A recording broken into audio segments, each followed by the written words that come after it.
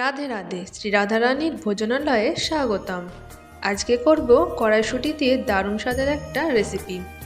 দেখতে থাকো শেষ অবধি, ভালো লাগলে সাথে থেকো আর লাইক করে দিও অবশ্যই। আজকের এই কড়াইশুঁটি রেসিপিটির জন্য প্রথমে হাফ বাটি কড়াইশুঁটি ছাড়িয়ে নিয়েছিলাম আর সেই কড়াইশুঁটিটাকে বেটে নেব। মিক্সার গ্রাইন্ডারের মধ্যে বেটে নেব।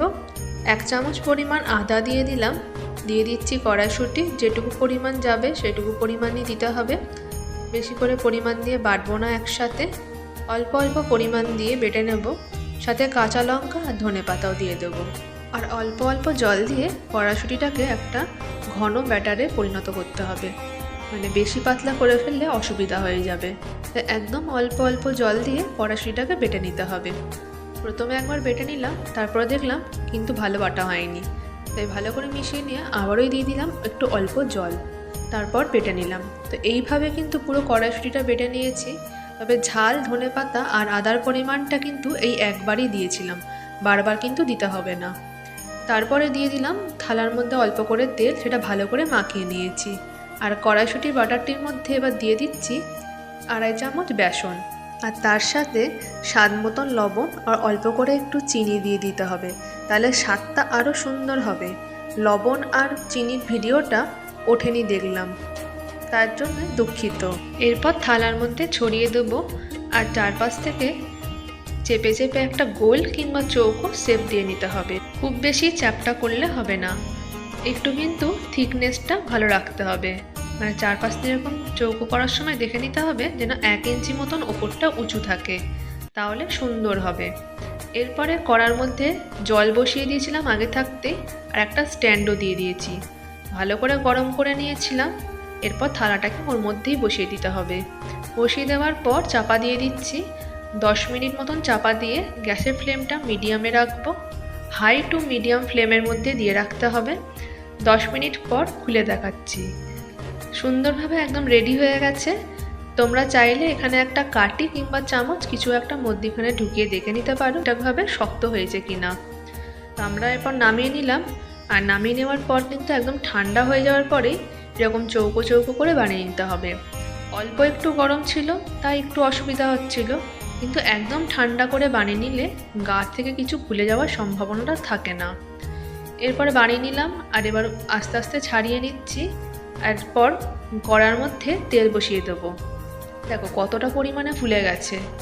এই জন্যই বলেছিলাম থালার মধ্যে বেশি করে ছড়াবে না, অল্প একটু ছড়িয়ে দিতে হবে। 1 ইঞ্চি মতন ওপরে উঁচু রাখলে বেশ ভালো হয়। কড়ার মধ্যে দিয়ে দিলাম সাদা তেল, খুব ভালো করে গরম করে নিয়ে ছেড়ে দিচ্ছি। একটা করে পিঠ লাল হয়ে গেলেই আর একটা করে পিঠ উল্টে দেবো, বেশি কিন্তু নাড়াচাড়ার দরকার নেই। একটা করে পিঠ লাল হয়ে গেলেই শক্ত হয়ে যাবে, তাহলে পরের পিঠটা উল্টে দেবো, তাহলে একদম ভালোভাবে শক্ত হয়ে যাবে। এইভাবে প্রত্যেকটা কড়াইশুঁটির বরফিগুলোকে ভেজে নেব।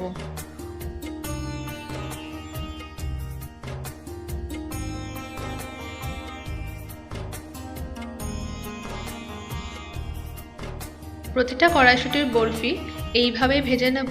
গ্যাসের ফ্লেমটা হাই টু মিডিয়ামে দিয়ে আস্তে আস্তে ভেজে নিতে হবে। আর সমস্ত ভেজে নেওয়ার পরে এরপর রেডি করব মশলাটিকে।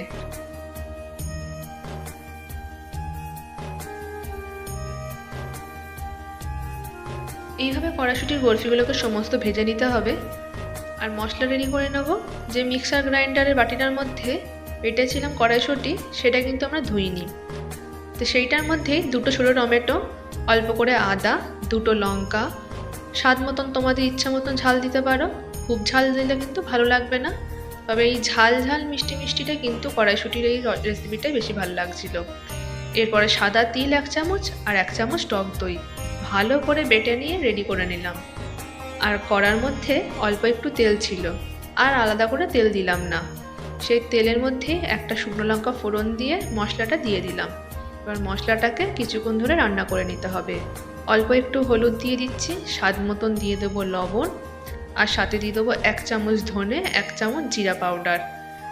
দুটোই রেডিমেড, তোমরা চাইলে বাড়িরটাও দিতে পারো। ধনে কিংবা জিরে দুটো বেটে নিয়েও দিতে পারো। এরপর ভালোভাবে মিশিয়ে নিচ্ছি।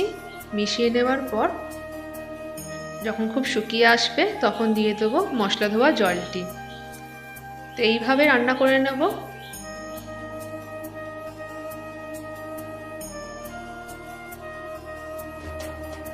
গ্যাসের ফ্লেমটা মিডিয়ামে রেখে মশলা দেওয়া ধোয়া জলটিও দিয়ে দিলাম। এরপর যখন একদম শুকিয়ে আসছিল অল্প একটু চিনি দিয়ে দিলাম, আর একটু কিন্তু তেলটা ছাড়তেও শুরু করে দিয়েছে। তবে বেশি তেলে তো রান্না করিনি, খুব বেশি তেল ছাড়বে না। মশলাটিকে অনেকক্ষণ সময় নিয়ে ভালোভাবে রান্না করে নেওয়ার পর একটু বেশি করে জল দিয়ে দেবো। বেশি করে জলটা দিয়ে ভালো করে যখন ফুটবে তখন দিয়ে দেবো কড়াইশুঁটির ওই বরফিগুলোকে। তো এখানে জলের পরিমাণটা কিন্তু বেশি রাখতে হবে, কারণ কড়াইশুঁটির বরফিগুলো দেওয়ার পরে এগুলো একটু নরম নরম হবে, মানে জলটা তো টেনে নেবে। তো জলের পরিমাণটা একটু বেশি রাখতে হবে।